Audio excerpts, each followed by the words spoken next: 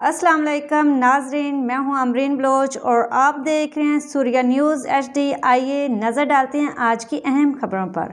Sanghar bureau chief مبارک علی شیخ نوم اور بچوں اور حاملہ خواتین میں غذائی قلت کے خاتمہ کے لیے مقرر ڈسٹرکٹ کوارڈینیشن کمیٹی کا اجلاس ڈپٹی کمشنر سانگھڑ محمد اسحاق گاج کی سربراہی میں منعقد کیا گیا، جس سے خطاب کرتے ہوئے انہوں نے کہا کہ ایکسلریٹڈ ایکشن پلان پروگرام کے تحت ضلع میں کام ہو رہا ہے اور اس سے حاملہ خواتین اور غذائیت کی کمی کا شکار بچے مستفید ہو رہے ہیں، جس میں یورپی یونین کے نمائندوں رضوان احمد میمن، چیف کوارڈینیٹر پنس ایک مشتاق احمد شاہانی، ایڈوائزر واش اینڈ ایجوکیشن شرکت کی۔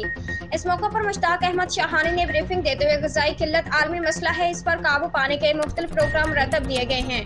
پاکستان میں بھی بچوں اور حاملہ خواتین کی کچھ تعداد غذائیت کی کمی کی وجہ سے مسائل کا شکار ہیں، اس لیے lady health workers, community made wife اور EPI عملے کو بھی ٹریننگ دی گئی ہے اور ان مسائل کے حل کے لیے ویکسین بھی مہیا کی گئی ہیں۔ سابق چیف سیکرٹری سندھ اور چیف کوارڈینیٹر یورپی یونین رضوان میمن نے کہا کہ ہمیں زیادہ سے زیادہ پھلدار درخت لگانے چاہیے تاکہ ہم غذائیت سے بھرپور تازہ پھل کھا سکیں اور صحت مند زندگی گزار سکیں۔ اس موقع پر additional deputy commissioner Arshad Ibrahim Siddiqui,